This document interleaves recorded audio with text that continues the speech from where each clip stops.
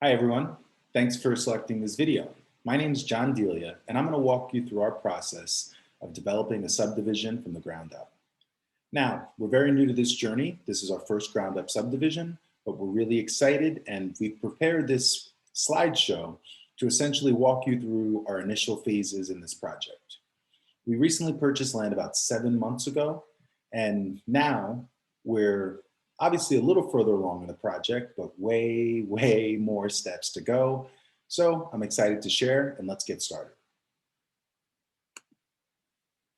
So for some context, I'll share with you that we purchased the land in Springfield, Ohio.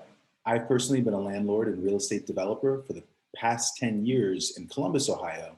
So Springfield's just about 45 minutes up the highway. I think it's a great market. There's a lot of potential, and I'm really excited for what Springfield's going to grow into. So this map I pulled from a local feasibility study I found on the internet. And what it showed was that the area in purple where our land is located, and I know there's a couple of areas in purple, but just below the area in green, the area in purple is poised for growth. So in terms of where the city, the municipality, the local government wants to see new development, new construction, we're in a great region, and that's very exciting for the feasibility and the approval of this project.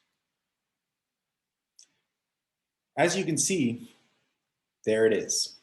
So if I didn't mention already, we purchased 7.5 acres of land, and it's wooded. So we'll have to clear the land, we'll have to subdivide the land, and we'll have to prep it and do everything necessary to actually build and put homes there. So that's going to be an exciting process. Now, early on, in terms of reading the zoning code, it had mentioned reaching out to the city early in the process. So what I've done is, or what I did is I sent an email to the city zoning department, and I actually said, hey, we're interested in building a subdivision. Can you guide us on what we should do next? And in this initial email, they basically said, hey, send us a sketch of what you plan to do, a few dimensions, and then from there, we can guide you. And they actually said it doesn't have to be perfect, it doesn't have to be to scale. And that actually was very exciting because, this process is intimidating, it's scary, it's new, it's whoa, I'm gonna build a subdivision. It's very Sim Cities. So, in terms of the city being receptive, it's been very helpful so far. So that's exactly what we did. We sent them a sketch to begin the journey. So this is the site view in terms of the site plan. Here you'll see on the bottom is actually basically Google Maps of what it looks like. And as you can see all those trees and all the forest, it's really raw. And on the right here, you'll see the initial sketch that we presented to the city. Now, how did I get this sketch? So I have the luxury of studying city and regional planning at Ohio State. And one of my classmates that I met along the way was getting his master's degree in city planning while I was there. So stayed in contact with my alumni network. We're connected on LinkedIn. And I basically reached out to a buddy and said, hey, I'm working on this project. Would you mind helping me along the way? Luckily, he was receptive, and I was able to gain him as not only a consultant, but a help in terms of the project. So this is the plan we submitted to the city, just basically the sketch. Luckily for us, the sketch was in digital format. So the city actually gave us some feedback. And if you do notice, the sketch is pretty much the same here, but we did revise it. But in that feedback, after telling us what we needed to know, they basically said, hey, look, here's the process in terms of getting the site rezoned. Basically, the site is currently restricted to a certain type of development. And for us to build and subdivide the lots the way we want to, we'll have to go through what's known as a variance process, which means that we'll petition the city and the local city council to allow us to change the rules that govern that particular parcel of land. There'll be an application process, and then you'll go in front of a commission, and hopefully the community is receptive. But as I mentioned earlier, we're in an area that's poised for growth, and we're looking to meet the needs of the community. So hopefully the community will find this project is receptive. So as I was deciding whether or not to buy this land, I had been following the project, or at least the site, for at least almost a year in advance. And early on, I noticed that, oh my gosh, the city is bringing in infrastructure and roads into previously what was a pretty dinky old street. So to see almost multiple millions of dollars invested in roads and sidewalks, et cetera, was very exciting because it's going to improve the overall quality of life, which will hopefully attract the receptive residents that we want to live in our subdivision. So what I did here is, like I said, I got out of the truck, took a photo of the sign, and it was like, look, $2.5 million of money is going into this local neighborhood. So that's very exciting. Next thing I did was I drove around the local neighborhood and I wanted to get a sense of what kind of houses were there and what were the comps currently in the area. And as you can see, these are two fairly similar style of homes. They're ranch style houses, about 1,300 square feet. They're older, so meaning they were built years ago. So, right now the neighborhood is trading in the mid to low 100s. Now you'll see that both of these contracts are pending. One listed and they stayed on the market 7 days, the other 46 days.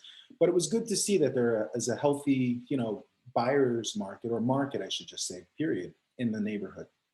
So this gave us context into what are the existing housing stock and how should that influence what we propose to do. So next, I got with my team, and my team is small. It's me and a few other people, and we just started to conceptualize the kind of style and the spirit that we're hoping to build. So, like I said, we're in the Midwest, we're in Central Ohio, we're in Springfield, Ohio.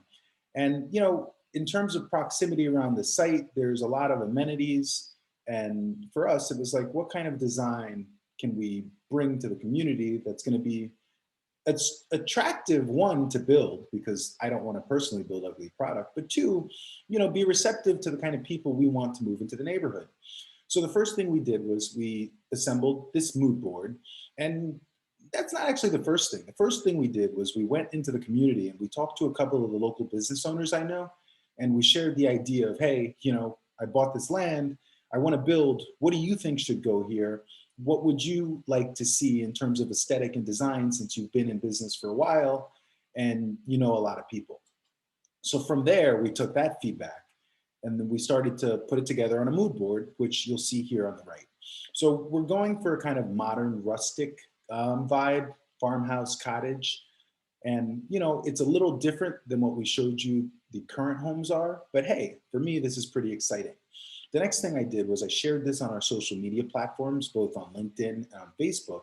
And unbelievably on Facebook, we got overwhelming support. I posted saying, hey, I want to build a neighborhood from $175,000 to $225,000 houses. Here's the kind of aesthetic we're going for. And we had tons of hearts, comments, and likes, which tells me, hey, that's probably leaning in the right direction. So we also thought about what the entranceway might look like. And I know we're not there yet, but basically we thought about, as you enter new subdivisions or communities, you either see a sign or welcome to, etc. So once again, we just put that as inspiration for a vision of things to come. Next thing I did was I began to scour the internet. I don't currently have an architect for this plan, but I didn't want that to limit the ability to move forward in terms of feasibility. So I said to myself, how can I leverage open source, what's on the internet via, search engines, and apply that to what we're doing? So I found a couple of websites that sell pre-made floor plans, and that would give me an idea of, based on the width and dimensions of the lot and based on the housing sizes, what could I build on my site? So these are actually the 4 sites that I personally like. And what we did once again is we took a few options and we began to share them with friends and families to eliminate now to 4 options what would be appealing for the type of homes we build in our subdivision. And a lot of 3-bedroom, 2-bath combos, and we have a couple of, well, not even a couple, but we have a 2-bed, 2-bath option also. And the goal here also was, I wanted ranch houses. I wanted to be able to build them with 1 story to be basically receptive to multiple populations. A lot of times you have older people due to their, their age, where they don't want to walk up and down stairs. So I thought, hey, if I wanted a community to attract both young people and older people, we should probably build a product that's going to be receptive to those types of families. So These are the current designs, and what we'll do is we'll begin to base our product selection, our quantifying budget and cost around these designs. The next thing I did was we drove to existing subdivisions that were being built by large-scale home builders. For us, we looked at Ryan Homes. You can look at ryanhomes.com to get an idea of what they do. They turned out inevitably to be owned by the fourth largest home building company in the country. So then I said to myself, wow, what are they doing? Let's learn about their formula and let's see how can we replicate some of that. So what I'm sharing here is kind of the 3 incentives we learned from Ryan that we want to apply to what we're doing. So the first one is they're upgrading your home with a Wi-Fi garage door opener. And it sounds simple, but it's actually really luxurious in terms of just being a digitally connected household, etc. So, it seems pretty cool. The next thing they also did was they gave you upgrades on LED lights and an upgrade on your thermostat. So once again, these kind of slightly elevated amenities take the hassle out of a do-it-yourself product or project later on. A lot of the people or demographics who move into new home builds, they don't really want the hassle of dealing with older houses. And finally, Ryan is basically saying, look, we'll give you up to $3,000 in closing costs when you move into our community. So when I think about the competitors in the market and what we'll have to do to stay competitive, it's very good to see what other builders are doing because they're more established. So we'll have to base some of our decisions on what's happening. So what I also learned from Ryan is it's best to have standardized packaging and design elements, and then you swap out certain selections to give it a customized feeling. So what we begin to do right here is just no different than a mood board, is say to ourselves, okay, what kind of appliances, what kind of cabinets, what kind of floor tiles, etc., can we begin to put together to make it attractive for our community? And what I'm showing you now is basically the 3 selections. The first one was the last one. This is kind of a mid-grade tier. And here finally is the last selection. Now, this is just going to help once again with costing materials and costing what kind of design products we'll put in. But everything is going to come down to dollars and cents. So nothing is fully finalized yet. So I want to give a perspective timeline for our project. Back in July, we purchased 7.5 acres.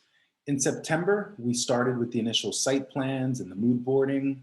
In January, we submitted the initial site plan to the city for feedback. And now we're hoping that in March 2021, we can begin to get our approval for zoning to begin prepping the site and subdividing the parcels. And hopefully by this June, we'll be able to break ground. Now, as I mentioned, this is something that's new and there's some considerations and concerns that I have that we're going to be prepared for as we move forward in this project. The first is the shortage and the demand for labor in construction. Overall, in terms of just economics, real estate and construction are very competitive business in today's markets. You have coronavirus still affecting us. You have supply and demands, it's still affecting us. So the cost of labor and the shortage of labor is going to be something to consider as we move this project forward. Next, I'd like to say that we're in basically an easy interest. Janet Yellen just got approved as Fed chair. So we should see interest rates stay fairly low from the Fed. However, how interest rates move is going to affect what mortgages do and interest rates, loans, etc. So that's going to be a concern and just a thought to think about. And finally, as I mentioned, in terms of supply and demand, when I look at commodities and the price of goods, the cost of lumber has skyrocketed over the last year, and we're also seeing the cost of construction goods increase in value.